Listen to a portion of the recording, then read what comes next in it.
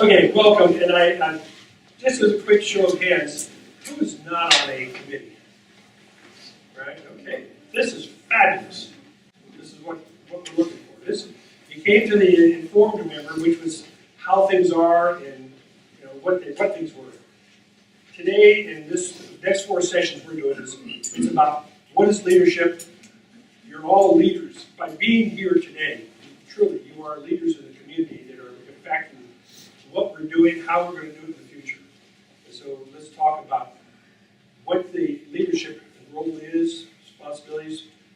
In session 2, we'll talk a little bit deeper about the finances and how it's all put together and what your role is. And then session 3, Tom Cross is going to take on what's volunteer leadership. That's going to be a real tough track. And then 4, hopefully we'll bring back Mike and we'll talk a little bit more about perhaps I just have a brain. Anything that they want to talk about. That's the we settle more on how to develop your leadership. So today is Mark Bailey talking about planning the committee, followed with Mike talking about our board's goals and objectives, and a little bit about the sustainability program. So, Mark actually his head. He's not coming up. It's actually Mike. You want to start with Mike? Yes. Yeah, all 54 slides, and then he has one.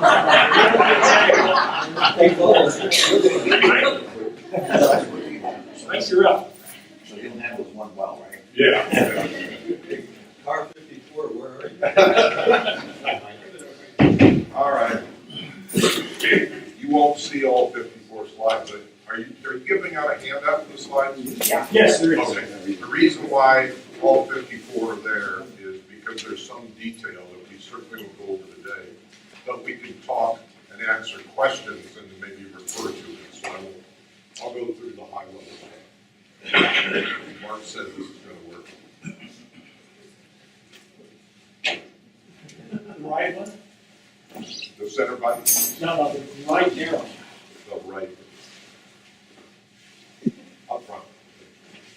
How do you do that? It's page 20. Manual. You notice, Tom, I have not touched it. But you were here. Well, we're getting the slides up.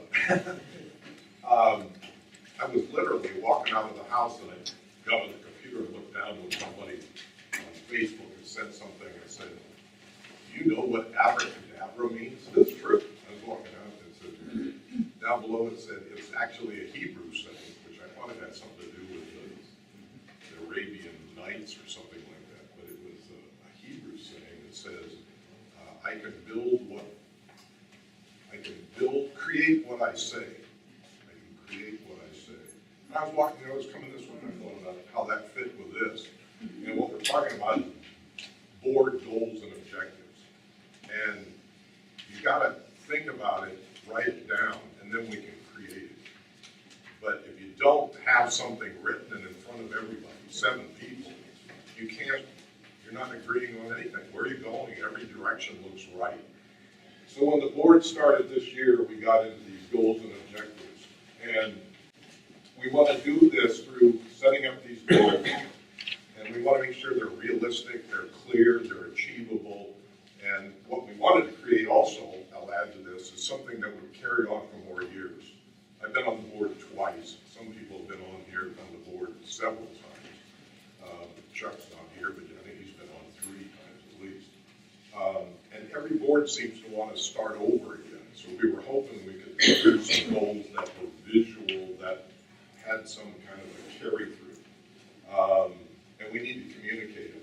What we went through was, we started with the board meeting. We had, I think, 4 meetings and probably met 5 times on this. And just where are we? We wanted to set our goals and then begin to communicate them to the membership. And we just finished a few weeks ago, we met with all of the committee people and went through these same goals. So if you're on a committee, you've seen these already. The current state that we had was we're putting out fires, running from here to there. Too many board changes, revolving doors. We've had an involved trying to find people that really want to dig into being a board member and learn, which is why you're here. I mean, it's just happy you're here. That this inconsistent role with managing admin, and some of you hear things like micromanaging, too high, not involved, that's a balancing act, you know. So, and then the committee and board liaison roles is, we've had problems with trying to keep, the committees are an extension of the board. And through these liaisons, you've got to keep control, but you've got to give them enough freedom to create new products and think. And when a committee gets running away from their role, we've got to kind of bring them back. And that hasn't always been consistent across the committees. What we wanted was a highly functioning focus group, working on what's important, rewarding service, membership understanding the role of governance. That's why we started these things, and they've really worked well, the forums. That the developing policy and really trying to stay at a policy level and then work through admin to get things operationalized and with the help of the committees. And then utilizing the committee structure. Many times the board takes on too much when they ought to be delegating it. Go ahead, Mark. This was a picture that was the first thing that came to my mind on trying to, I'm a visual person, and I like to have a picture because then you can talk about it. So we used this as a place to start. And the whole idea was financial. The past 3 boards have really struggled with some huge projects, and mainly 2 of them. Getting the clubhouse done, and then this whole culvert thing, infrastructure. Those 2 things hit us very hard, financially. And we've had some ups and downs with financial systems, late reports, having accurate data. All that's starting to clear up, but we've got a long ways to go. So financials to run the place is where we started. Then starting to get some operational efficiency. We've got a lot of outdated systems. We're slowly doing those. Just a lot of things, just like our infrastructure, it had become old. And we just weren't catching up with modernizing a lot of things. I mean, to be honest, if you look around, we just have, in admin, we have too many manual systems and too much labor cost. So we've got to find a way to get mechanized on paying your dues. And we go through a gyration that just takes a lot of hours for our admin, and it shouldn't be that way. And then innovation and change. This is where we focused this year, and I see Tom back here. We enlisted a number of people to start taking all the ideas. Members here created ideas. I've been here 13 years, and there wasn't a year that didn't go by that somebody had a great idea. But that great idea would be lost. We bring it up again, we look at it, we bring it up again. They just recycled, and there was really no place to say, yes, that's on this list. It's priority 1, priority 2. It hadn't been thought through. So we created and wanted to change the whole process, and then naturally communication across here. That's how we started thinking about it. The board started thinking about our goals. So breaking these down, talking about financial performance, when you write goals, you kind of look at them in sort of a future tense. This is where you want to go. So this is talking about manage our reports, financial performance, that we're best practice, that we're meeting best practice. And we look at other benchmarks, and that admin has a clear responsibility for day-to-day management of the budget. The board has ultimate accountability and a fiduciary responsibility to provide oversight. I emphasize that because that gets back to this whole micromanaging and staying at policy, staying away. You can't do that. The board's got to keep looking at things. That's why you're going to see a theme in here. We're desperately trying to get what we call KPIs, key performance indicators. And we want it for the board, we want it for the membership so that they look. I'll tie this together with things. We've had problems with food and beverage. We've tried to been open with that. The new clubhouse is running. The food is excellent. There's nothing good out of the wine dinner and all of that. The product's coming, but it's costing us kind of watch and step in and say, come on, what's going wrong? Let's fix it. And we can't get down into saying, are the wine prices too low or too high, or is there too much food? That isn't our business, but let's get it fixed.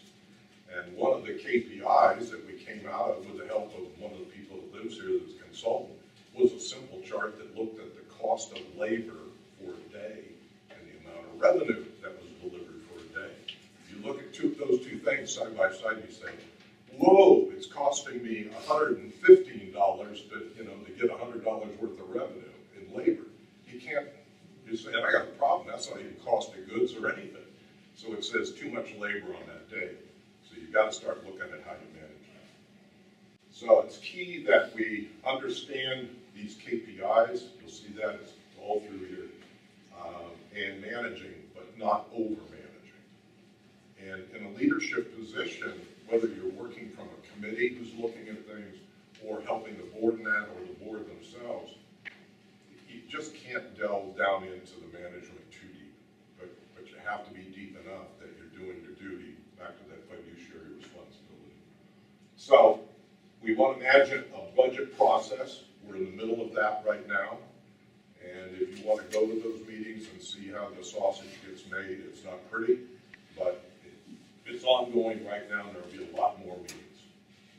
Financial performance measurements, that's those KPIs. Establish a process to manage those, and then manage an audit. We just went through an audit last year. We're going to start up another one. And it's very important that we keep on top of that.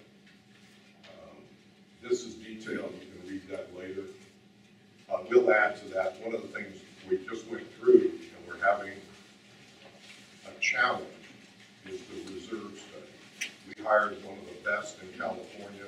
We didn't, the association did. And they're going through that, and they're having to tune it up with a lot of things missing, things not there. So with the help of the finance committee and others, we've got to really dig into that and make sure it's right this time. Operational efficiency. Looking here, as I said earlier, operational efficiency of the staff, leverage the talent of our volunteer resources. I can't tell you, we just had a meeting with the county. Bill Yanko, who lives here, is probably donated, my guess, $50,000 to $100,000 of his time. He knows the county just, when Chris was there with me, the county had paid for a consultant. I don't know what they paid him. He hasn't delivered yet, but he's real anxious to see Bill's report. And I said to the county, I can hear the Xerox machine running in his office. Anyway, so it's just wonderful to have the kind of talent that we have, and we want to make good use of that. Back again, admin, the day-to-day operation, we shouldn't interfere with that. We have the responsibility to set the fundamental direction and the volunteer resources. And we always agree on the metrics and these KPIs, which we haven't done yet. So we're turning to each of the committees to try and get them to begin to draft these. Because once we have a picture of what we want, all the data's there. We just have to start pulling it. Randy's sitting here, so I think about it, is that security is, we were starting to publish the number of traffic tickets, but the traffic tickets alone mean anything? When they go up, does it mean that you're getting more people speeding, or is it you're just looking more? So if you have a key performance indicator that takes the number of traffic tickets and divides it by the hours that they say they're patrolling the streets, now you can kind of see, we're out looking at how many we're catching when we're looking per hour, that sort of thing. This one, for some of the people on our committees, is that review and improve committee structure and charters. I've heard that from every board, and we keep mushing our way along. And we need to really look at the committee structures, and Channel 95 is here today. Hey, but think what's happened in the world is Channel 95 95 came out at a time when TV was a big deal in programming. And we had a group and they did all of that. Is that still what we need? Because now it's content. Delivery is now via streaming. Do I really want to go on a channel 95 and look at 9 o'clock and then see something I want to see, or just go on my computer and say, pull down that video of the training session and have it count? The content development and what they're doing here today is what's key. The delivery has just broadened everywhere. And we seem to be focused on buying equipment and doing things to put it up on TV. Maybe we need to change that. So we just need to move ahead on some of these things. And we get back to the CRC has evolved. CRC, when I was here, was very internally focused. Now CRC is internal and external focused. And you start to say, what does the board need? The board desperately needs marketing people. I mean, we need some communication experts because we don't always communicate well. How do we filter stuff? How do we present it? So some of these things have got to change. Back to in operational efficiency, same thing. How many people do we have in admin and how many people do they serve and how many per day? We don't know any of that stuff. The variations, see a theme here, create efficiency and collaboration and communication online. And some of these things you're going to see we've already done. We've started a blog, it's starting to work. I know we had an exchange and Becky in a meeting on what's the blog really mean. The blog is a way for you to say to us, I want to know about something X. And somebody can write a paper, say think of it as a white paper, post it on the blog, and then people can interact around that subject, but allow them to write that presents some facts or a position so you can talk about it. The issue on things like Nextdoor is everybody's an expert and it's just a free-for-all. It's a little bit different way to handle it. We've opened up also, there's a board email that comes to us. We're posting everything on the website now. There's more and more up there. So I think in terms of communication, we're really pumping it out. Something we're working on is looking at a Microsoft product 365 so the committees could have a way they can talk to each other and have records, everything in a sort of a saved location and communicate among them, and then the board can communicate with the committees. So we're starting to develop a lot more efficient communications. The documents. Part of thinking ahead is starting, and we're doing it, you're seeing it on the website. A lot of these documents, whether they're presentations, legal documents, statements, they're going on the website where they'll be retained. In the past, somebody who was a leader had it on their laptop, they left, they're gone. So a lot of this stuff has to be collected and maintained. We've got an infrastructure plan, so we've now written an IT strategy that's been worked, and we're starting to look forward into how we can do that. Some of the ideas, and this is getting way too technical, but we took a long time going to something called Jonas to have our financials and all that. It's a large, heavy-duty system. The problem is that it's really clunky to write good reports and graphs and charts. So we're looking now to move that technically into a place that's more flexible that would allow like the finance committee to get in and do analysis, put out charts and graphs that people like us in the room can understand rather than a lot of spreadsheets. You can go to the next one. You can go by that, that's detail if you want it. Innovation and change. That we have the capability to identify, analyze, and projects. But the key here is we're not trying to build some new facility here. What we're really trying to do is find ways that we can change the assessment curve, if you will. Right now, the assessment curve is just going up, and it kind of jumped up because of the clubhouse, because of the looking at the infrastructure that was wearing out.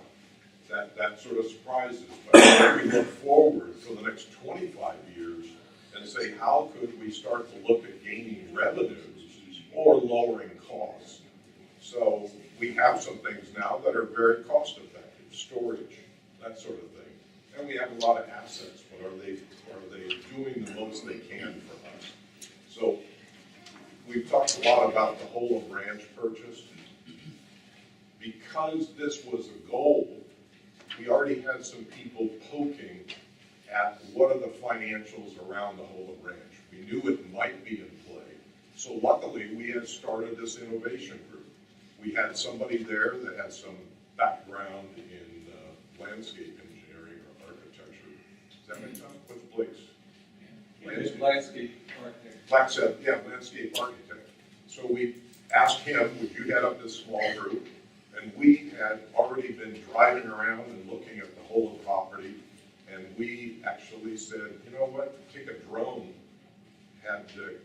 hired an engineer, flew the drone around there, understood the topology, what we could store there and everything. We were working on that when all of a sudden that ranch came up and said, hey, it's going into foreclosure. So we had to go into a meeting and start saying, holy crap, what are we gonna do? You know, but luckily, we had some facts, we had some figures, and we knew what we could do. So that just played into our hands. So having an innovation group like this, looking at projects, opportunities come up. The fire department's now talked to us saying, you know what, that's getting to be a real problem out front with the firehouse. It's not, the proximity is wonderful, but trying to pull out in the middle of an intersection, it's an outdated building, so forth.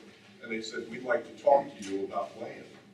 Well, all these things start to fall into place because we have storage over the campground. It's not a great storage area because if any of you are over there, it's hilly and it's not very good. Up at Holder, our new Mena Way property, there's big level areas. So you start thinking, what's the right thing to do? Not now, but in the future. Do we start to move storage up there and make more of it and have even some covered and get more revenue? So we get satisfied members too, because they got someplace to park their trailer or their motor home or whatever they're doing. So we, again, these pieces fall together, but you got to be in the game and play and kind of understand this stuff so you can take advantage. So you'll start talking to the fire department about, well, would you like to move it down toward the sewer plant, but on the campground property? So this all becomes a possibility. So that's what that group is doing, and they are out talking now and interviewing people and getting ideas and setting off teams, and the board just authorized them to dig in on a number of themes, scenarios. This generate incremental revenue out of the clubhouse. We're starting to deliver a product. We know it's a good product. We need to get our cost in line. But then the question becomes, do we open to outside and to what extent? It's very difficult dealing with a small captive market and having a nice big clubhouse. There's a lot of inefficiency and we're just not using it as much as we could. But that needs to be thought through. What are the implications? And they're poking around at that. That's an idea. The wildfire risk, we just have to change. This committee's going on now. The more we look into this, the more you saw what happened up in Paradise near Chico and the other ones. We've got to do something different here. Our rules are outdated. We have propane tanks, and in our rules we tell people that you should screen them, and that vegetation screening is just fine. That's against the law. But we just haven't modernized what we're doing. We've got trees that people here, at least when I came here, it's like, don't touch a tree. We're remodeling our house. Don't touch a tree. Can't do this, can't do that. Now I think the odd thing ought to be, you ought to take all you can get out of here, except the ones you really, truly love and are great. But the rest of them, maybe they need to go. It's a different world, and we've built up now, and we've got a heavy fuel load in here. And it's just, we're gonna have to work together on our property, meaning association property. We have a responsibility to clear it, and we need to work cooperatively and put in because if you clean up your place, it means nothing if your neighbor's got pine needles on the roof and all the rest of it. So we just need to get realistic about this, and it's a high priority. Modernizing our governance document, we're now doing that, we're into it, so as we change rules, Bob's been helping us, so as we change rules, we're going to start having, hopefully, a members kind of thing that isn't any thicker than this on the rules you need to think about. All the rest of the board kind of stuff, that will be in another location, and it's a different means of updating it. It makes it a little more streamlined. But by breaking it up, then we would have forms and documents and things in other sections. So that's already starting to move.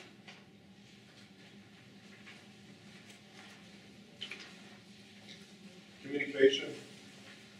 We've got an informed and engaged membership. That's the people that are sitting here. And we present a consistent Wildwood image internally and externally. And that's part going back to the CRC. We need a marketing group. We need to know what groups we should start to participate in outside of Wildwood, what positions we take there. You know, when do we write articles that go all the way to the union and have it broadcast farther? How do we present ourselves as Wildwood to the outside? The multimedia tools, I've talked about some of those, and those are going in place. The website, it's come a long ways, a long ways.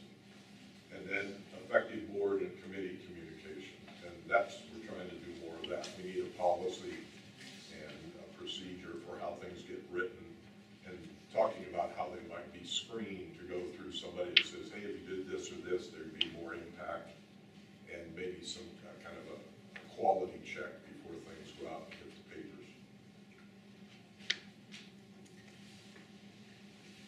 That's what I have. Now, we'll go back to questions.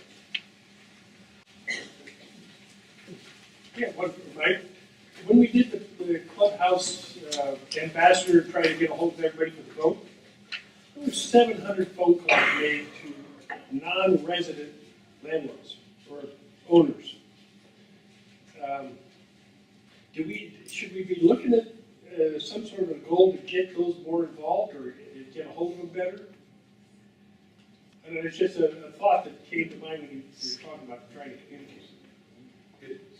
It's a large group. I'm trying to remember from the survey, what is about 30%?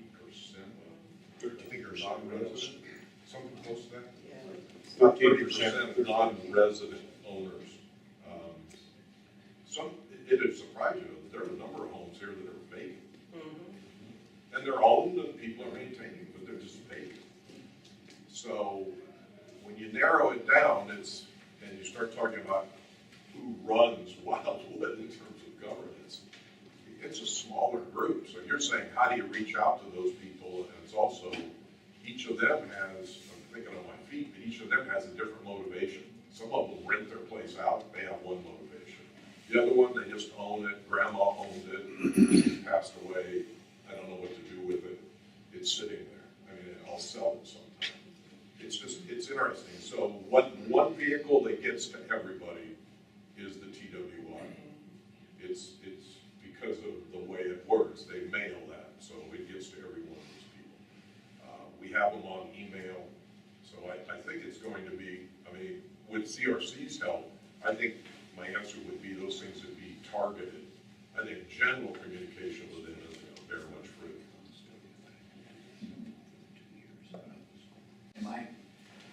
This is obviously a great body of work. The challenge, of course, is, as you said, how do you continue it? You know, how do you institutionalize it? You have any thoughts about that? Because you're going to have 3 new board members next August, and they may or may not buy in on this. So have you figured out how you're going to kind of keep it alive?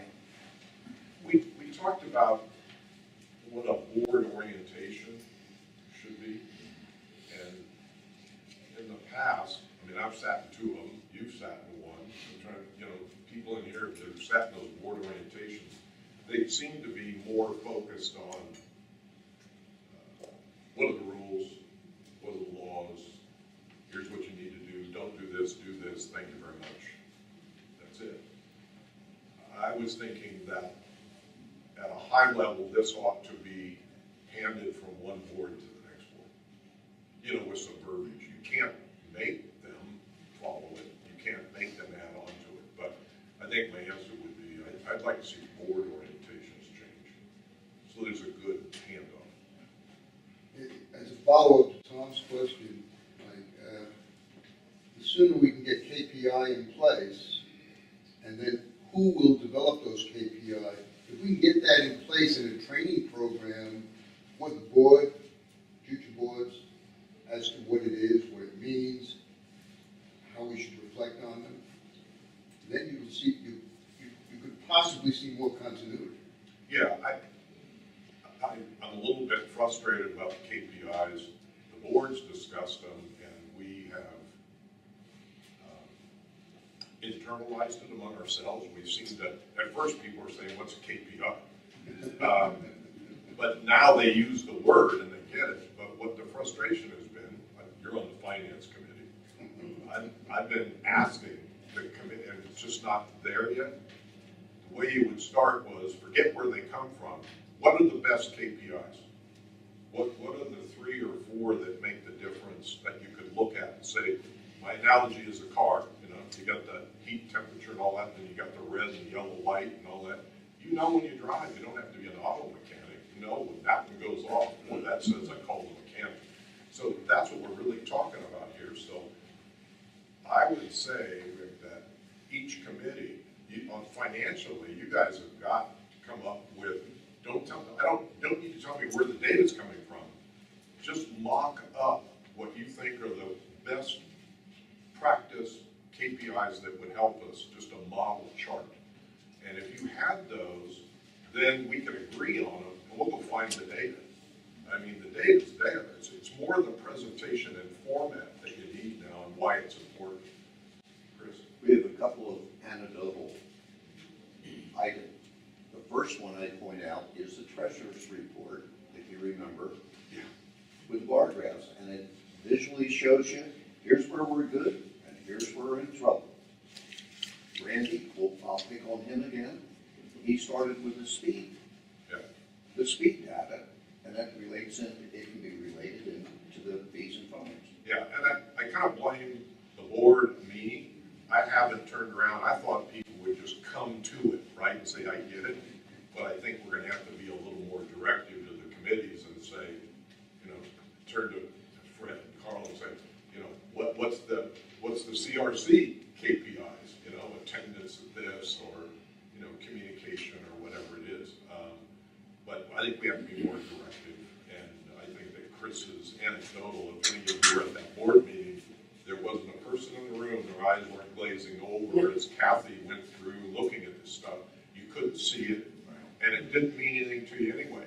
And then, you know, Bob threw up the chart that with the blue bars, and you went, I get it, it's labor. We got a real problem with labor, cost of goods. And then you could have gone, in practice, what you would do then is just put up that one chart. So you say we're in trouble, here's where we're in trouble, and then why is that in trouble? You could go 5 charts, and everybody in the room went, oops. We have in this room right now, I bet we can come up with 5 reasons.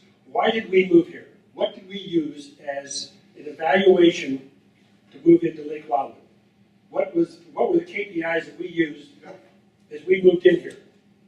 And one of them was, how many the amenities? That's what brought us here. So, you know, I guess somehow we need to mind these people that are here right now. Anybody have an idea what caused us to move here? And how can we quantify it? Yeah, see, I agree with that, and I'm a little bit wacky, but my wife and I were arguing about where to retire. And she created a list, and I created a list, and we compared them to see where we were in priority. So one of the things was near our kids. Well, that's a compromise, right? So we wanted to live near water. I'm trying to remember the list. The other thing was I wanted access to good water, because I believe California is going to get more population. It's going to get tough. And we have good, clean water here. But if that's what you mean, also the environment. Yeah. I've always loved the foothills because you're kind of out of the fog and out of the snow. And, I mean, those are mine, but I think everybody has something like that. How are we doing on time? You got 2 more minutes. Hey, not often I'm on time. Is there a 2-minute question? I think the important thing to do, let's connect this to leadership. You know, you can go in a room and say, there's just some people sitting around, and you say, well, where are we going to go to dinner? You know, you got to start. You know, does somebody like Italian food, or are we trying to get healthy? I mean, if you don't agree on some criteria in some direction, everything looks good, and you're just going to sit there and drink, never go to dinner. So that's what the whole thing is in leadership, is if you agree on a set of goals, and at least they're high enough that people can see themselves in it. They don't have to. The key thing I learned was you don't have to agree on everything. We used to use the word align. If you can just align, meaning I don't have to totally agree, but I'll go along because I think it's in the best interest. I'll leave you with that. Thank you.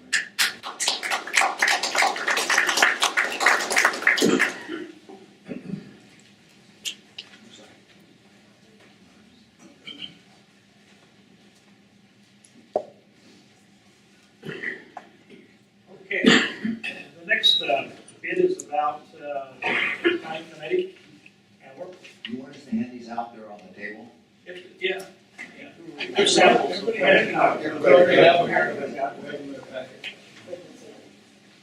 Whoever wants them, you got it? Okay. If not, there's some on the table back there. And what they are examples of the outputs. So, I was asked to present this by Fred to say, hey, what is the planning and what are you guys doing? So, that's what this presentation is really going to be all about. And let's see if I can get this to work. Oh, press the right button. Okay, thank you. We're a chartered standing committee. We're probably in the minority, but I don't know who you are. Oh, you didn't listen to the introduction. I'm Mark Bailey. I'm the current chair of the planning committee. Okay. I've been on it for about 3 years. Is it 3 years? Yes. Yes. As long as you've been off the board. 2.5, Mark, to be Okay. specific. All right. So we're a chartered standing committee. What does that mean is we have a charter. It was approved by the board in August of 2015. So we operate according to that charter. The charter's purpose for this committee is really threefold. It's update the master plan, a short-term pipeline, project pipeline, and those are interesting words, but I'll clarify that as we go along. And then long-term project master plan, and with the appropriate phasing, and that's financial phasing and funding components. So we'll talk about that during this presentation. Okay, update master plan. That's the first thing. What is a master plan? It's defined in policy 170, and it's really a plan for the uses of the properties. The properties means something. If not, you'll soon find out. Common areas and common facility. We're in a common facility. Club, this center. So, and you're supposed to provide for planning and documenting any changes to those lands and facilities. And that includes use changes, as we'll see as we go along. So that's what the master plan is. We talked about properties. And properties is defined in the declarations as all portions of the real property. What's real property? Common areas, lots, property acquired or owned by the association included within any recorded subdivision map, the Lake Wildwood subdivision. So the declarations, Exhibit C lists the properties at the time of the declarations.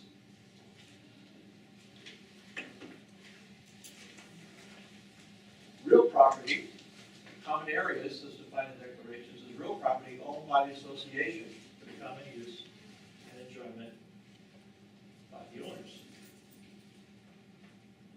Shall not refer to any real property acquired by the association unless such property is for the common use and enjoyment for the owner. So what does that mean? We just bought the former Holland Branch called the Minaway property. That is a property. It is not for common use. So that's the difference between a common area where it was a common use for all of the members versus a property that's bought. The campground is a property. It's not a common use property. Yes? I get confused about that because in a board meeting and maybe somewhere else, they refer to that as, yes, it's not common use, but it's for use by the members. It's used by the association. But we were told that we could use it. We could walk on it, we could use it. You can probably walk that, but there's nothing, how do I say this? It is a property to be used by the HOA. The campground is a good example. What they did is turn that into a storage area. I guess it was a campground before the storage area. But that was, so it could be used by members, but it was not a common property. In the case of the campground, you have prescribed members who pay a fee to use that space.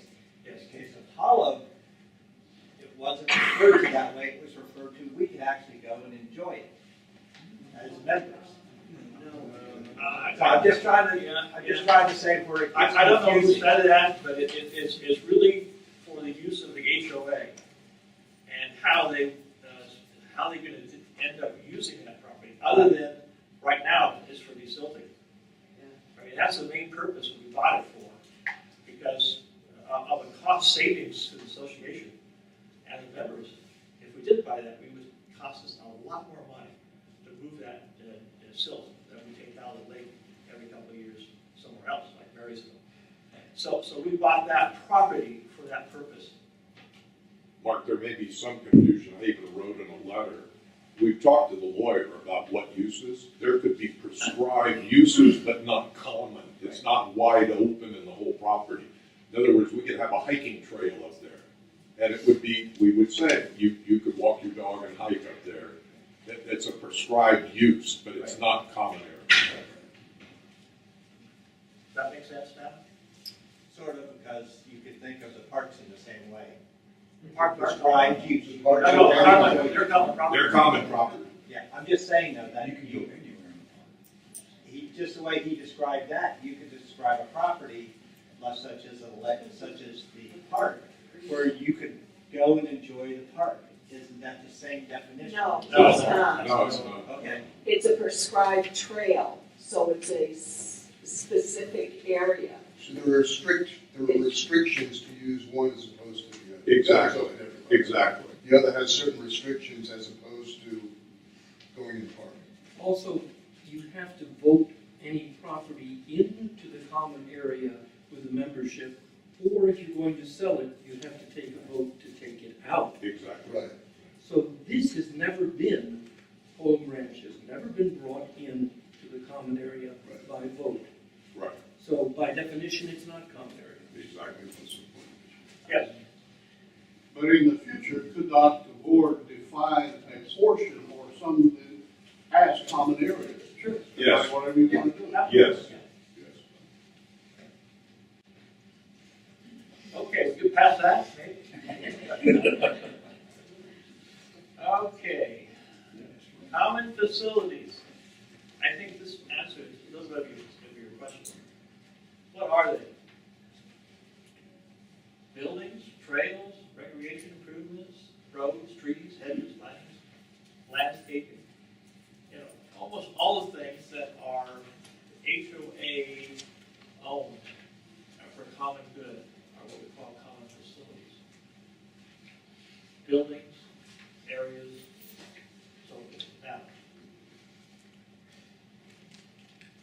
In the declaration, it defines some of those common facilities.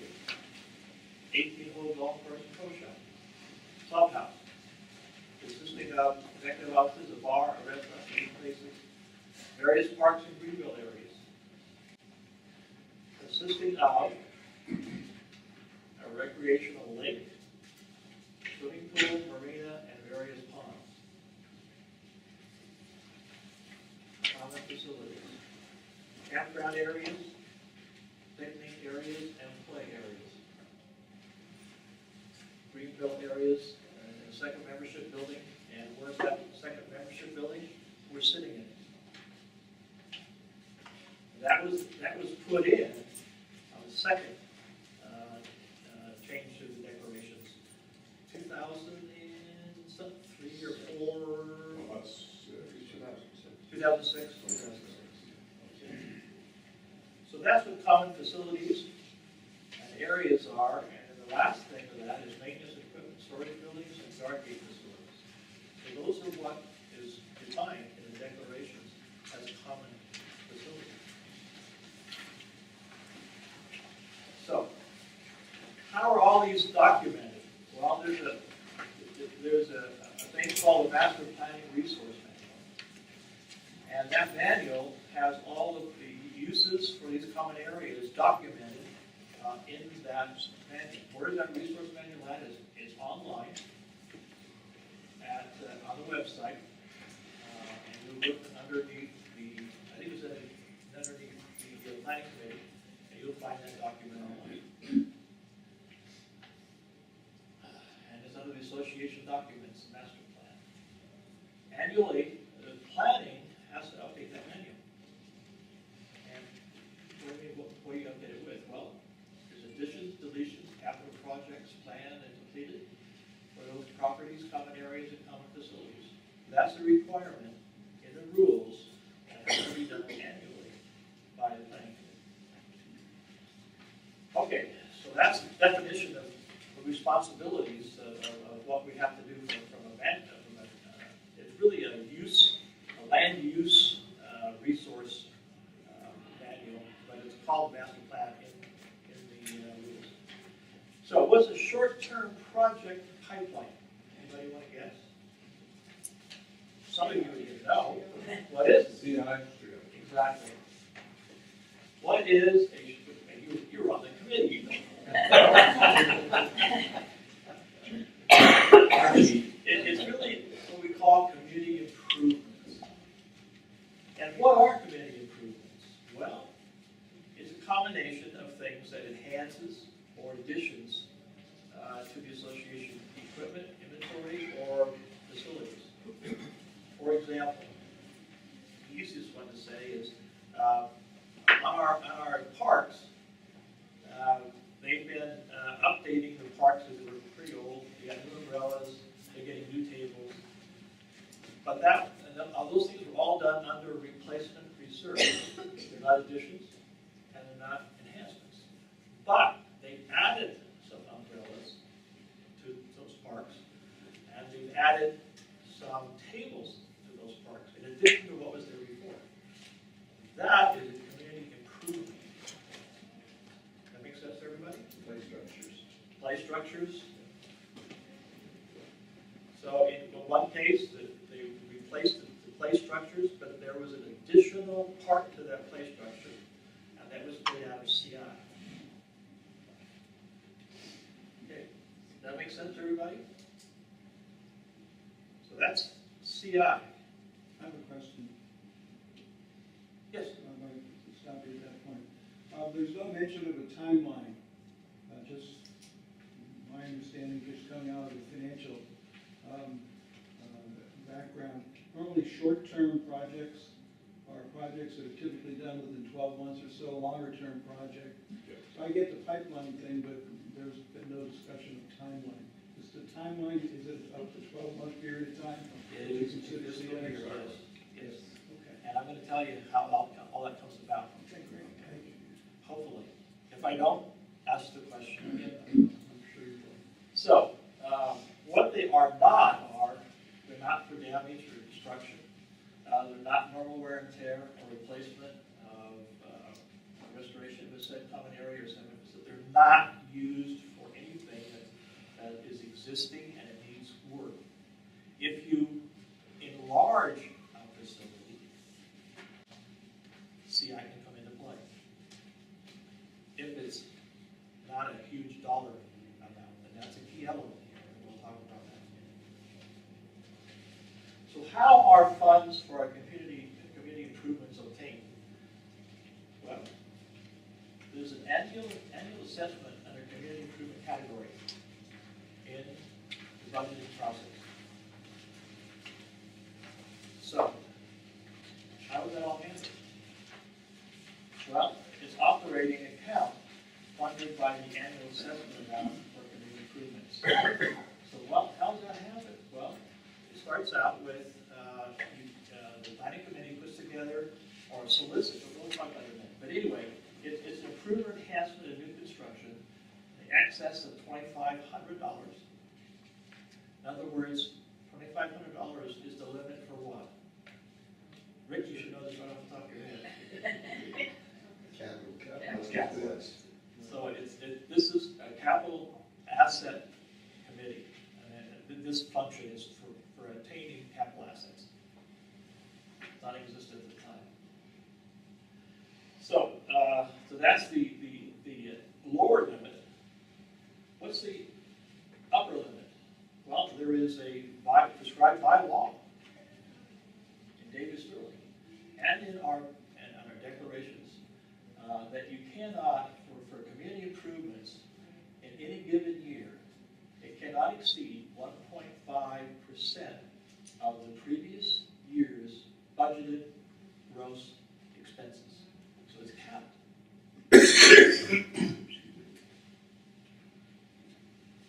So, how and when are community improvement projects developed? Well, we start in September, and we put out solicitations for CI projects. Staff, very important because they operate and keep our facilities and common areas and properties in good shape. And also, and whatever they need for that, we need to make sure that they're got the right equipment. Committee chairs, a lot of ideas for community improvements come from committees. And so we solicit those every year starting in September. And there's proposed project data sheets that we ask them to fill out for each project that they're proposing for for the next fiscal year. In the October and to December, we received the PPDSs. We create a project list and then we vet the projects. Now there's some criteria that we use to vet them. Does it enhance safety? Does it improve access? Does it add value to the association and members? Is the cost within the CI parameters? As we talked before, 2,500, there's a limit as to what it can be. And we typically want projects that are somewhere in the 10 to 25, 30,000 area. Versus a big project that takes up all of the CI. And there may be circumstances where that would be appropriate. But we usually, those are mostly in the over 2,500, but less than about 30,000. That's where they come in. It's needed in this fiscal year against other needs. In other words, just because you put it in doesn't mean you're going to get it. You can look at all of this to see which ones would more benefit the community in that particular year. Any questions? Hey, Mark, on the ones that don't make it to cut, do those roll into the next year? Yes, yeah, we keep a list of them and see what comes up next year as well, and do the same process over and over again. Or somewhere in Mike's presentation, there was a mention about fencing the entire perimeter of Lake Wildwood. Would that come under CI? You get another cost. That's all on the And I'll explain that in a minute. But there are sheets out there that we'll show you when you talk about this, you can look as to what this year's current list is for CI, what the initial proposal is for next year. You have those two sheets there for CI. And then we have another list that we'll talk about, it's about long-term projects. And that happens to be on there. does it? Yes. And we'll talk about that. So those are all online then, those sheets? Not yet. been trying to get this done. Right, and we do have, no, they're not online. But they will be. Well, they are, in a sense that when you go through the budget process, that list is part of that budget process review and approval. So that's, and then after that, it's reported on, every quarterly report. I guess it could be not monthly, but every monthly report will have that list of what the progress is of the process. That will be part of the financials that easily visible. So we got to December, so we finalized the list in January, and we've done that except for one thing. And then, and that will be done in Monday meeting that we have in February. And then that list goes to the GM, and the GM puts it into the budgeting packet that goes before the committees and boards for review, vetting, and approval. So that happens during the January to March of next year. That'll start very close right now. And then they'll come out of a final approved budget list in the end of March, which will go before the board for final approval. So then it'll be published with the budget for member review and the TWI and final approval in April. So that's the process. That's how we get CI projects. Any questions?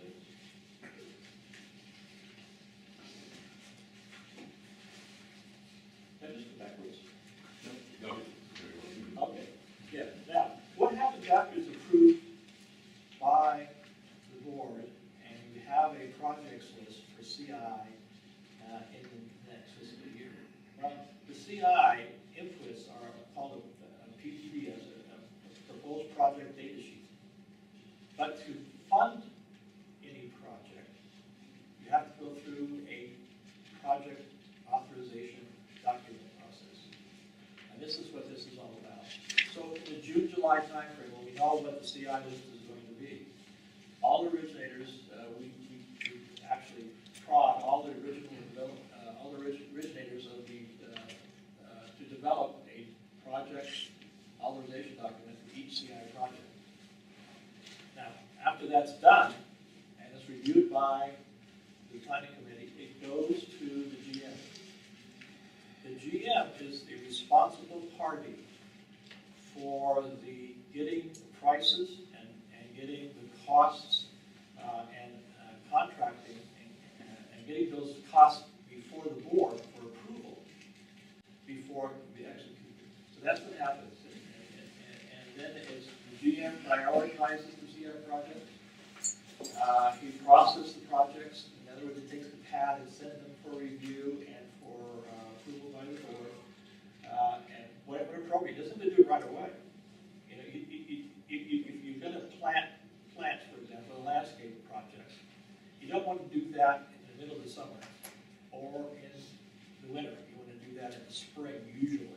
So he will hold that back and submit it for the review process and approval at the appropriate time. And then after it's reviewed, submitted to the board for funding, and once the funding obtained, execute CI projects as he deems appropriate.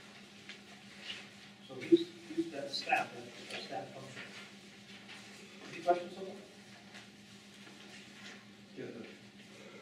Can the GM,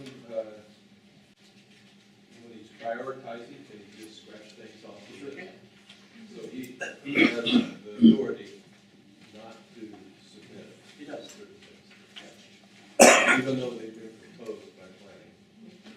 And approved by the board for budget. Yeah, But but he can still scratch. yes, So they can also hold them back because the budget's looking tight. yeah, they can use that as it's an operating fund, so they can certainly do that. Mark, you might want to let them know that that money's different because that if it's not used by the end of the year, that goes back Yeah. to the membership. Since it's an operating account, when you get to the end, the close of the year, right, if all of those projects have not been approved and actually been executed.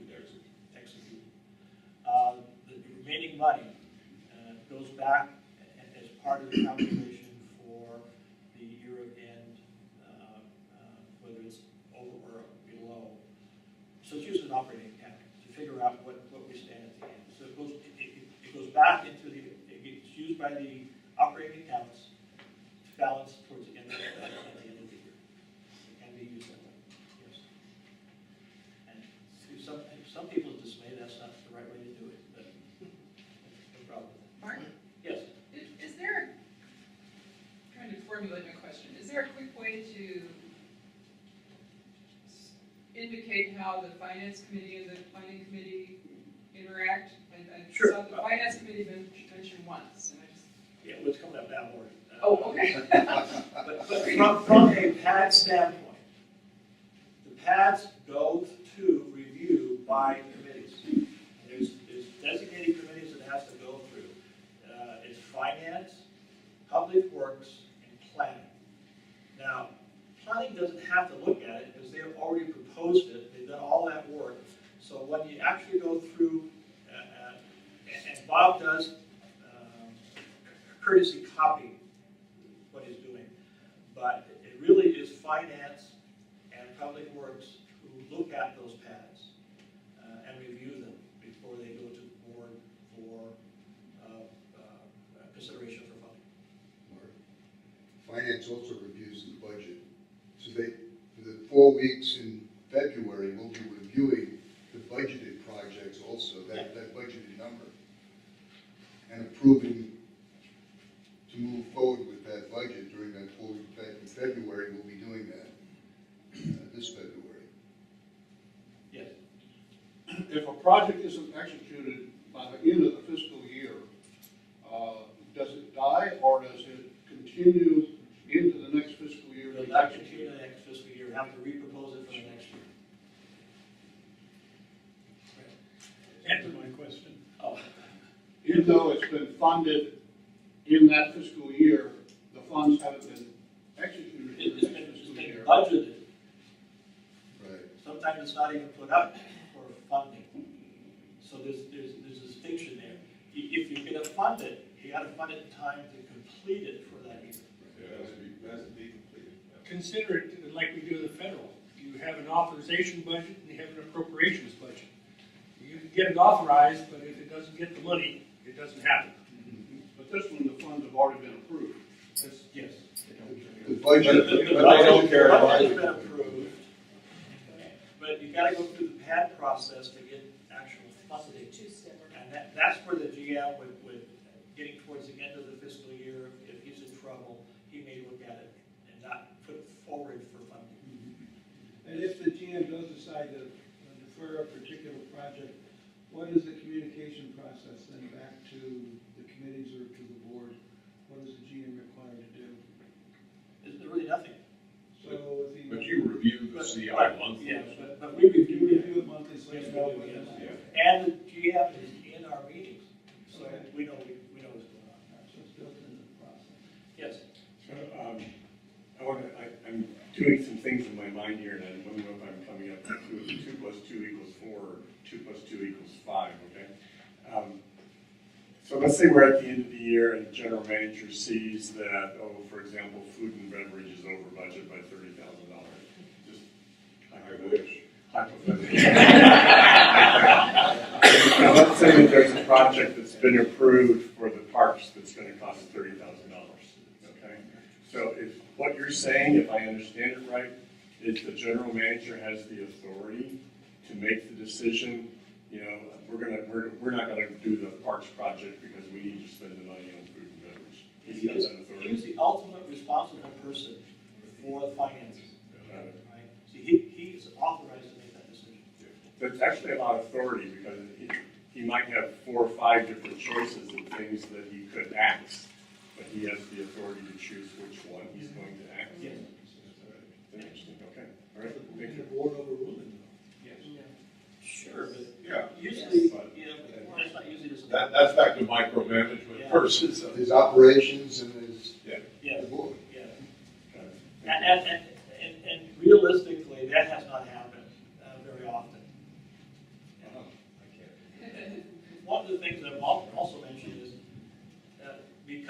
started this process of going through the budget review with CI, usually, you never, it used to be they always put in the amount of money for the cap, right? But that's not how you budget. It's never been, anybody in a right mind would never budget that way. What you budget is what the projects are. You know, if it happens to get close to the cap, it is, but usually it hasn't been because the projects that we want to do and we vet fall under, way underneath that, usually. Right. At the risk of making your household life a little tough,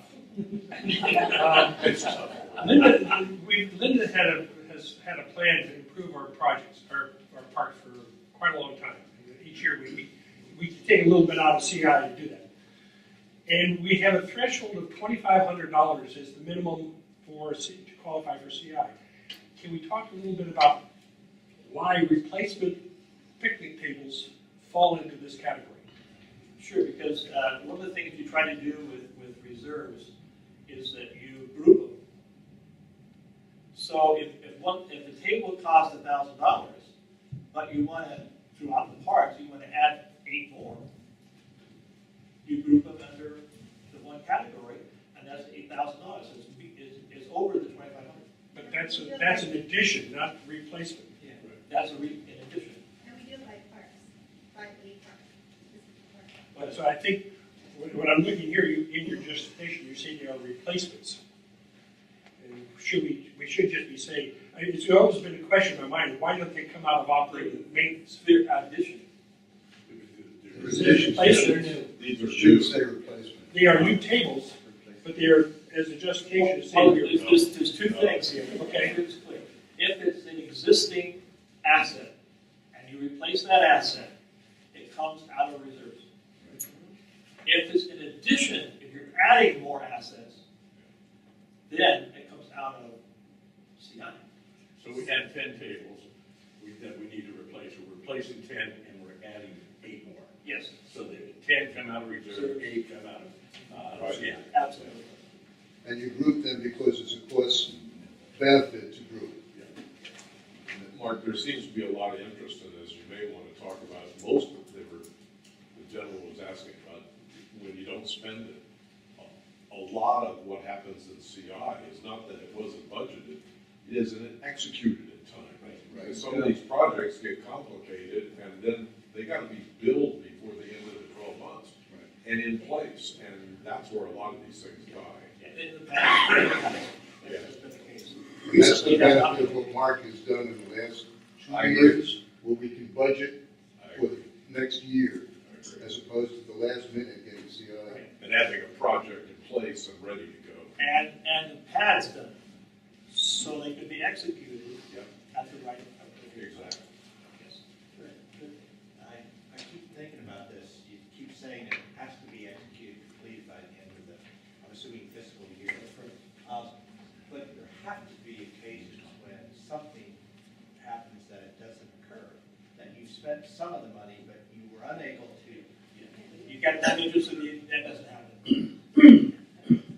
There has been cases where we bought an asset, right, and it's not going to be delivered until very close to the end of the fiscal year. So the key element is that you have to have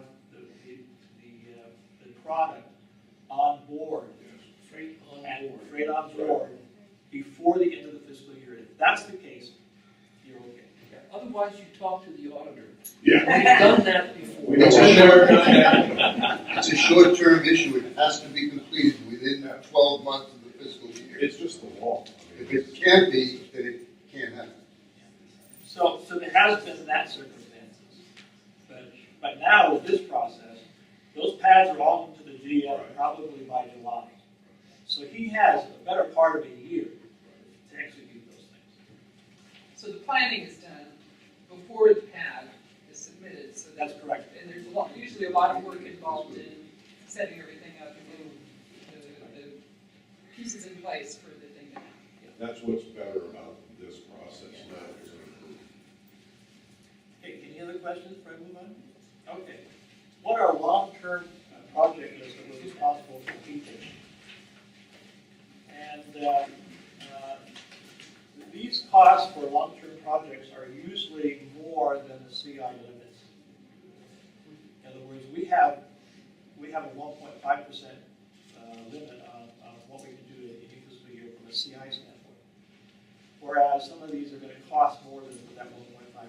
So they fall into the long-term project list.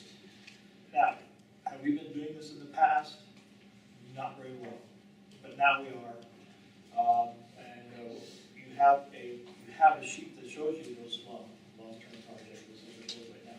Only 2 of them that we've actually have data on the one thing.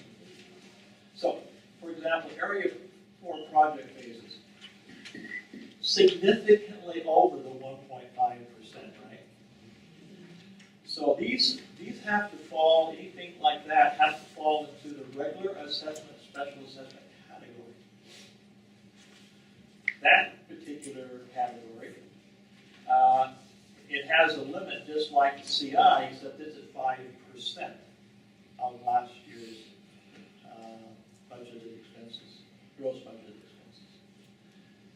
So, an example of this is in the 17-18 regular assessments for the special assessment amount could have been $420,350.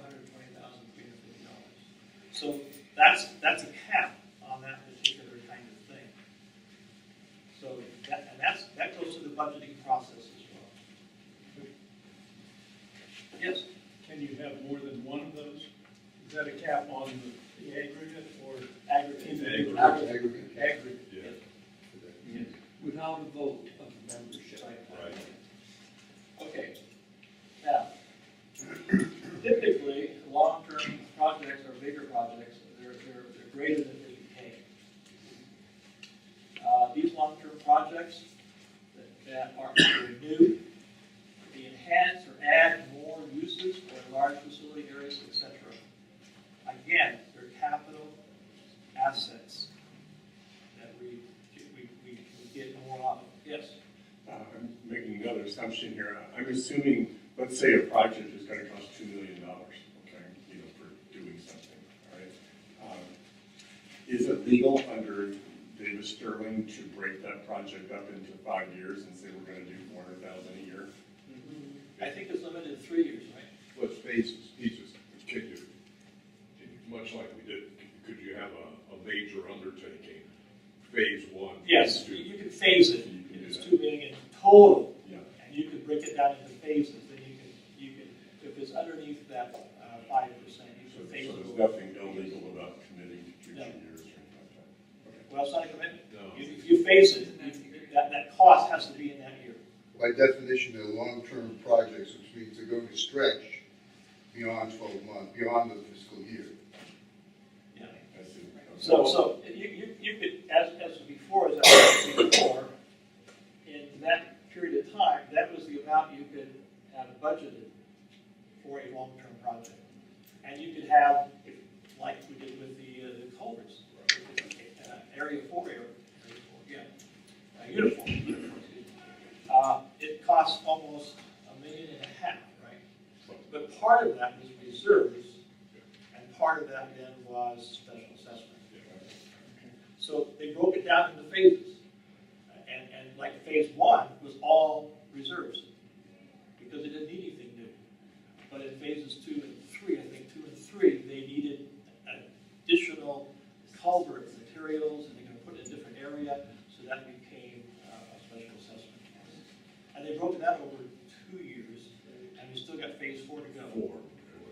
Which I don't remember how much is reserved and how much is not. Yes. The golf course irrigation, is it the growth down into phases? No. Some come out of the reserve and some It's out. all reserved. That's all. It's all reserved. But it's just, I think to his question, it's planning, good planning. You can't commit a future board, but planning could say, this will be phased, let's do the 9 at a time, or whatever. And the next board in that phase then has to approve that. Yeah. You can't commit the next board, but the planners can say, that's our intent. But that Right. particular project is all reserved. That's all It's reserved. all reserved, but. As far as I know right now, because they're replacing what's there. Yeah. If they determine that they need additional More stuff, then they have to come back. Just ask for that. I know one thing that's a big argument all the time, Mark, and just maybe more than you wanted to know, is when you replace, some people say, well, you gotta replace it exactly like it was. And that's been fought here many times, and that's not true. And I'll give you an example. Right upstairs in the marina room, we got in a big fight because we had to replace the roof. And when we replaced the roof, it was, if you were here a while back, it was like a 7.5-foot ceiling and depressing. And we kicked the ceiling up and put beams and all that. And some people said, you can't do that. And we went to the accountant said, yes, you can. It's replacing the roof. Yeah. And it's more and modern and more keeping with the times. And so I just want to make sure some people get hung up on words and say. The easiest way to explain that is, as a company, a production company, right? They have reserves for all their equipment that they use for manufacturing. Now, if they develop a new project, right, and they don't need that particular machine anymore, they have reserves to buy the replacement to be used for the next product. That's how it's used. The reserves are money to replace your equipment. It doesn't have to be that kind of equipment. It's money to replace your equipment. Like kind. Better way of looking at it is if you have running a factory, you got a 10-year-old piece of equipment, and its useful life is gone now, or 30 years old, whatever, 10 years usually. You're going to replace it not with the exact same piece of equipment. You're going to get the more modern, the more utilitarian for the current usage piece of equipment. This is really important because somebody brought up the watering system earlier. Modern, our watering system goes down the center of the course and feeds right and left. That was the old way. The new way for a watering system is to go down both sides and go 2 ways because it duplicates, it's just better, it's more efficient, and all this other stuff. And I can see people arguing, saying you're enhancing it, but you're not. Today's design is different. But just to stick with that one, the 2 designs we did was replace it in kind, but obviously more modern the way Mike's talking about. We also had a different bid to move the sprinklers also off the property lines. And we chose not to put that in the reserves because that would have been capital. That would have been new sprinkler heads in parts of Lake Wildwood that didn't exist, but it would have been beautiful out to people's property lines. So what's in the reserves is replacement in kind, not more coverage. Does that answer everybody's question or create more? I don't know. No, that's. Mark? Just, create one more. Within the reserves, on a particular project, like you push the roof up and you modernize, I mean, is there a limit to that as far as the cap? I mean, how much of the reserves can you put towards any single project? No. There are words in the laws that allow you to update for technology and things like that. So yes, there is that flexibility in the reserves. If you're going to add another part to that building, that's a different story. But if you're just keeping the same footprint, that's okay. Does that make sense? Is that the right explanation? Well, I'm trying to understand. Not exactly. That's the question. I think his question is dealing with, is there a limitation on the reserve money around any one project? Right. That's why I think the answer is no. If the machine wears out, you go to reserves. Now, if you run out of money in reserves, it's bad planning. And everybody knows we're really tight on reserves. This thing that with COMA's hit us hard, and we're now, the board is, that's why you talk about leadership. The board's got to take the responsibility to sort of manage us through a tight time with a lot of committee help and stuff saying, what do we do?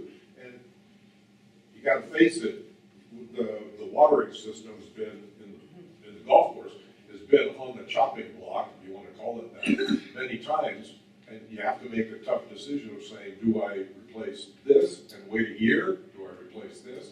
And when is it really gonna, it's a game to try and manage that. And what I was getting at is on that, for instance, the roof project. Yeah.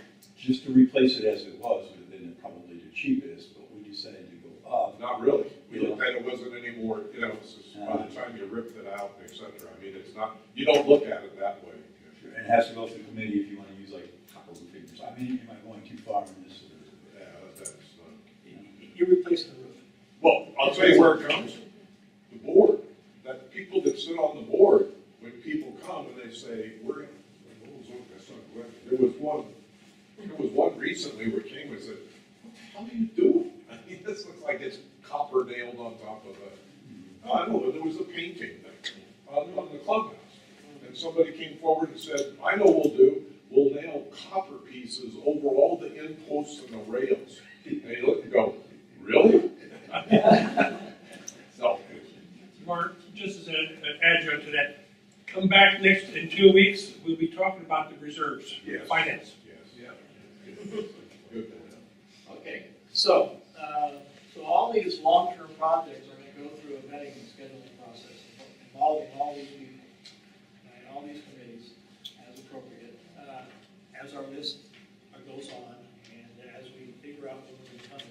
Now, any long-term project, other than what's on the books right now, specifically for the irrigation system on the golf course, there's going to be no money available for any other projects, at least till 2021 to 23, I think, is about the only time there'll be money for any other long-term projects, just because of the financial pressures we have today. And we'll talk about the reserves a little bit later. Okay, so I just explained all that. Each year has pressures on the finance. But what we want to do is do a long-term plan for when we can fund some of these long-term projects, and it'll be the highest priority ones that we'll work on first. Okay. Now, coming out of the planning committee about how long ago, Tom? 8, 9 months ago. 9 months ago. One of our members said, as we looked at the budgets that have been put forward for the last couple of years, there were pretty sharp increases in costs. So we said, we know the pressures, there are still pressures to increase those more. And so we said, long term, we need to look at finding other revenues that we can get into Lake Wildwood to offset some of those sharp increases. It's not going to reduce them. It's not going to stop an upward trend. That's just the way things are in finances. But we can at least stop the trend line, or at least not stop it, but at least even it out a bit. That's just not so sharp. So that's what we're concerned about. And there's 2 areas that we thought we need to look at. Is additional revenue streams. Additional means not on the backs of the members as they are today. And the second thing is some efficiencies in operations that we can look at to reduce those costs. So there's 2 parts to what we're looking at. And so we went to the board and asked them if we could put together what we call a community sustainability out of planning for looking at those things. And they said yes. So so we have that, and Tom is here today, he's the chair of that. So we're going to go through this, and if you have any questions, ask them. What I'm going to do is just go through where we are today, what's happened, and where we are today, and where we're going in the future. Does that make sense? Okay. Let's see, the leader is Tom Wolf, and he's in the back of the room here. He's an associate planning committee member. And another member is Alex Alexander. And he's a former board member. And I don't know if this is the right word, but he's a surveyor. What's the right term? What's the right term? Pollster.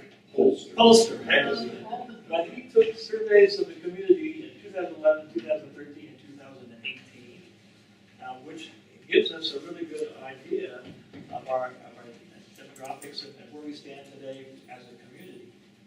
And that's important when we talk about how we generate more income from a different revenue stream and some cost savings. The other one is Jeff Corbett. He's from the finance. He's a voting member on the finance group committee. And I am kind of an honorary member. I'm the chair of the planning committee and part of the board member. So that's what the team is. And I have Tom here, so he can answer all the questions that we don't know, and then there's a lot of them. So here's where we are today, and here's what we've done. So the team went and conducted committee and staff focus groups. And if you were on a committee, you would have been in one of those gathering data groups. And so you could share your ideas, and we recorded them, and we edited them and sorted them. And there was over 100 recommendations. Unique recommendations. So then what we did is we grouped them into like subject. I didn't like the term that was used, but it's really true. We clustered them. I didn't care for that particular thing. It's got bad memories. And then from those subjects, we determined that there were really 9 major areas that those comments or recommendations covered. And so what are they? Well, there was a significant amount of open up. Now, we got to define that better. But there was a lot of comments about open up the clubhouse, open up the golf course, open up tennis and pickleball, open up, a lot of open up stuff. And so we grouped it all into one area called open up. And Mike mentioned this before, but land use opportunities. What is the best usage of our properties that we have here in Lake Wildwood? And what are the opportunities there for us to generate additional revenue streams? And so that was one of the groups. Our reserve replenishment. Our reserves are not in a spectacular and so we have to look at ways of replenishing. I mean, the culverts hit us very hard. And so we've got to look at ways of replenishing that and bring it up to state. See, there's other ways of getting that replenishment done without just increasing the annual assessment for reserves every year. That's still going to happen, by the way. It's just how much we have to increase it. We can slow that down a little bit. There was a lot of concern about tenor renter strategy, and not sure exactly. I mean, there's concern about renters in Lake Wildwood. There's no question about it. But what are the real problems? We don't know. And that would be something that they'd have to look at. Oh, very good. F&B strategic plan. There wasn't one group that didn't have a lot of comment about food and beverage. Could you imagine that? What a shock. Marketing plan, and that was one thing that started marketing for the outside as well as inside. Administrative process improvement. There's got to be better ways of doing things internally to drive down costs. Infrastructure strategy, and we'll talk the next slide more about that, but there are, there's always the natural gas. How many here have never heard of us projects for natural gas in the Lake Wildwood? At any meeting at all, that's one of the topics that always comes up. And there's other things that when you look at your infrastructure strategy. And by the way, there's an opportunity for us that we found out during the Penn Valley Town Hall meeting from MNID. They want to run a pipe into our system. And there's other opportunities along with that pipe that could serve us quite well. So that's what a water pipe. They're good at other pipes. We do it. The capacity of the water system here. Okay. And then fees and assessment was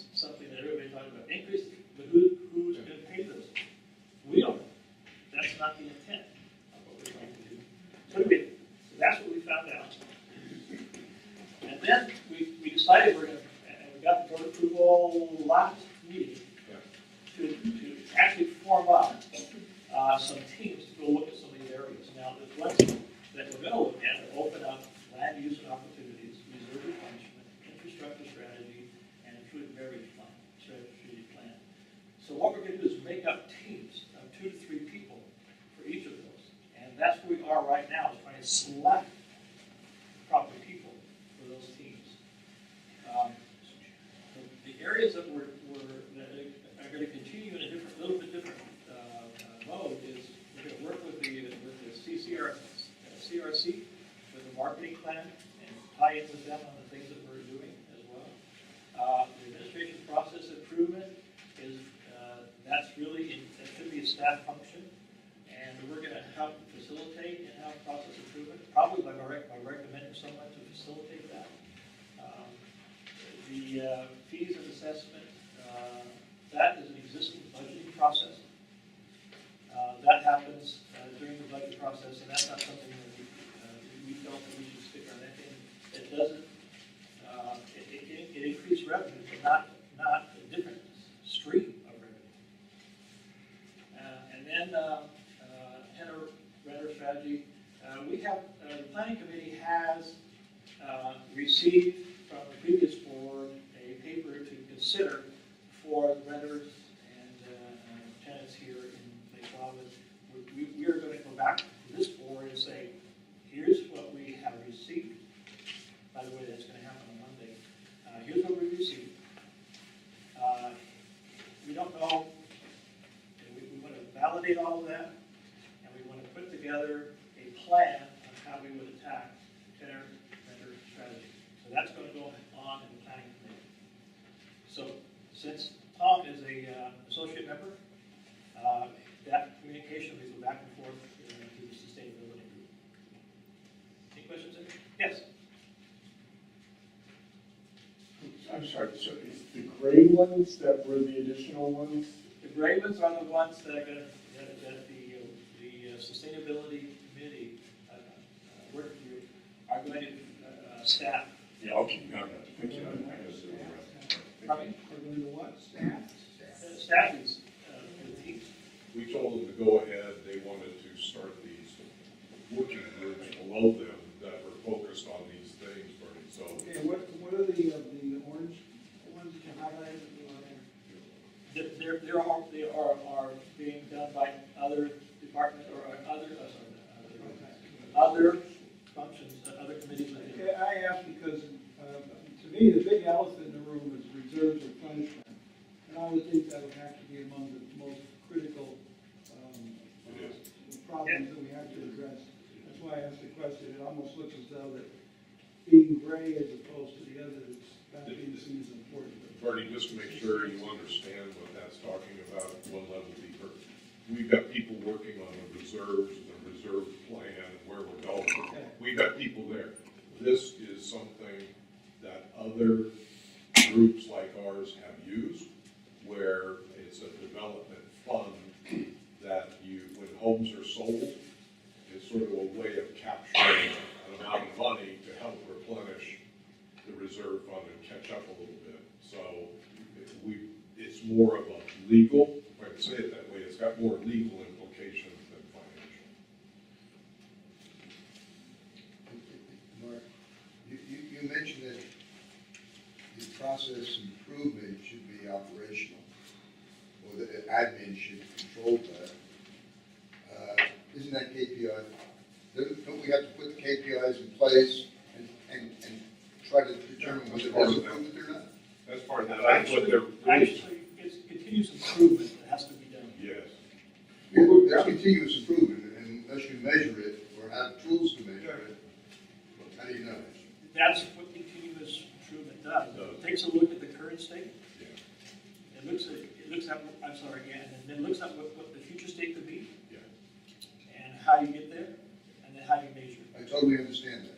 And what I'm saying is, unless you have the tools to measure, and measure against something, this is just, if operations are going to develop their own KPI, that's one thing, but I think they need direction from the board. Yeah, and all we're doing here is figuring out, in all the companies that I've, one company, but I work for one, continuous improvement was run by somebody outside of it, outside of it. And so, and that's what's needed here. If you can improve the processes, you can measure them all you want, but unless you can improve them to get to a satisfactory KPI, it won't get there. To kind of put this into some realism, we've had a thing here in Wildwood where we kept everything down.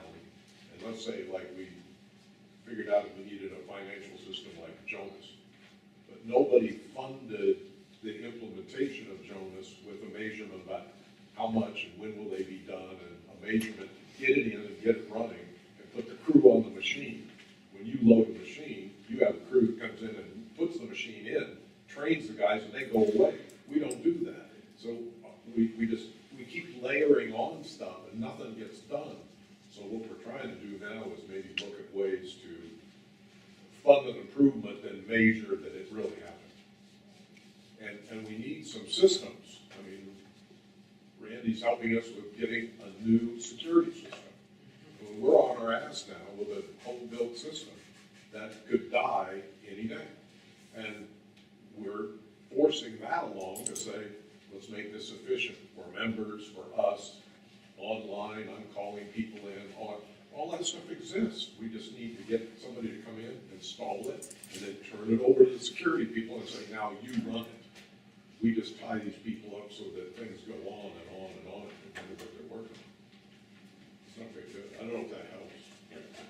Any other questions? Well, following on the administration improvements, you were talking about having an outside consultant come in, is that what I heard? We've got That's a possibility. We just got to identify someone that's done this, that knows how to do it. Curious about why you wouldn't look for a team to work on that internally. We can't, but we have talent that can do that. It's really getting this set up is what our responsibilities would be. And then to track the progress as well from a community sustainability standpoint. Because it could be big savings. Oh, yeah. Yeah. Potentially. Just to get a small plug in, this puts a lot of work in progress, which is really important stuff, but also very complicated. And we're gonna have boards for the next 2 or 3 years that can actually deliberate the outcome of this work. Absolutely. We need the capacity to be able to handle all the input. Segue into what we're doing now. We just talked about that, right? Here are the things that we expect. Recommendations and report from the 5 teams. And that content would be what do you use to evaluate? What's the business case? What's the potential revenue stream? Etc. So that would be in that report. And that goes to the board. Each project will have its own life. In other words, we're not going to say, okay, you've got to get this done in 3 months or 5 months. When these teams are developed, they'll have to come up with a plan, and that will define how long they think it's going to take them to come up with a recommendation. If you get all this work done, and come up with a recommendation. So that's what we expected output from all of this is. I think it's important to add to this, their role, which is so important, is managing a portfolio of projects. They don't have to manage the project. It's kind of like that CI that Mark said. We were floundering and flopping until we got a process on CI. Somebody has to manage that portfolio, but they're not writing the pad, they're not doing all that. So as these groups are developed, or like you said, if we had a group that was going to look at admin, they carry that in their portfolio and they ask them for status. And we're hoping before July that we're going to have software that will allow all of these teams to work and interact with each other and track what they're doing. This is a good slide and answers my question earlier, and to your point as well, so this is a good one. So one other point I want to make here is that each of these teams are going to have a liaison from the sustainability group, so that they make sure they're on track and they keep going. And anything that we need to do for them, sometimes times, you know, if they want data, you have to have permission to go see the person who has the data. So that's the kind of thing that the sustainability group will do. Mark, how are you going to recruit people? What's the plan to get people on? We have put feelers out to areas, people that we know that have skills for these particular areas, and asking them. And we had a meeting last Wednesday. We had a group in that we essentially interviewed. I wasn't there at the time. You can fill in. Sure, I'd like to do that. I'll just take a second. But we're looking to network these teams, because recruiting the teams, there's two real important things that we have to do. One is to recruit the teams, very important. We have people that have qualifications, not just people that are interested, but people that have qualifications in these particular areas, and people who have the energy and interest to really continue on, because this is not a short-term issue. All these things are really toward the long term. We're not really looking to manage the food and beverage as we are to look at what's downstream, what should we be doing several years from now. Last Wednesday, we had a meeting. As Mark said, each one of us has taken on a functional responsibility, and for the short term anyway, Mark has agreed to take on the infrastructure side of it. But we're looking for Mark's got a lot to do, and we're looking for somebody that would have particular knowledge in infrastructure, solar, and those sorts of things in order to lead that team. We had Rick came in and stood up for, agreed to help us out with open up the community, and we expect that's going to need another 2 or 3 people on the long term to work with the food and beverage. The land use, we have 3 people that are already there: Terry Tees, Daryl Maddox, and Justine Corbett. The reserve replenishment, we're really fortunate there, because Fred Peterson has agreed to help us on sort of a kickstart on that, and Jay Strauss, who's a practicing attorney and lots of experience with HOAs and these kinds of matters, has agreed to join that team and work with Bob Mariani on that particular team. The food and beverage strategy, Alex is going to have the functional responsibility for that, and so we're looking for people who are interested and qualified to work in that area. So that's just where we are with those teams. The people that are interested should let us know. We should probably try and pull Jeff Herb into that. That has to do out there.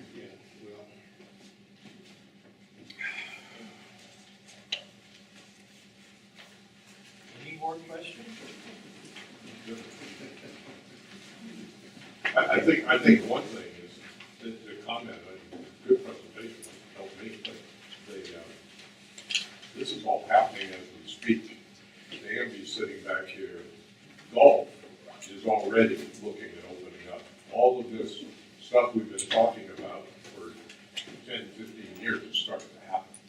So there's going to be some opening of golf. They're feeling their way through that. So linkage between this may be just like what happened on Old Branch. You're starting to do it, and it may happen in a faster time frame than you think. So sometimes just thinking about things starts to move between the walls. Could you briefly tell us what we're looking at on these Sure. pages? There's 3 sheets there. One is what the current CI list is that's now in this for this current year, and you can see that in that particular sheet that would be for 18, 19. Look at the very, very top at the header. One will say 2018/2019. That's this year. The other one will say 2019-2020. And that one is the current proposed CI items to go into the budget process. And the last one is the current Lake Wildwood major project list that's being formed. And you can see it on that list. There's a lot of we need a plan and we need a cost. Those particular projects has been on a list here for a gazillion years. But no one has ever taken the initiative to go on and figure out if it's what cost. And also what the plan would be. If you don't have a plan, you can't really figure out what you're gonna do. And how beneficial it will be to membership, so, yes. No, it just occurred to me, have you ever considered an avenue where a person could donate to put a building up if they had the resources? You can. Okay. We take donations all the time. All right. The more the merrier.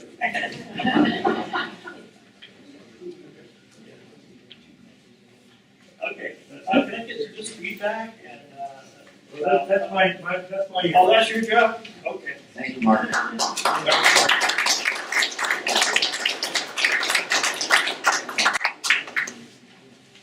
Well, thank you. That's a great segue.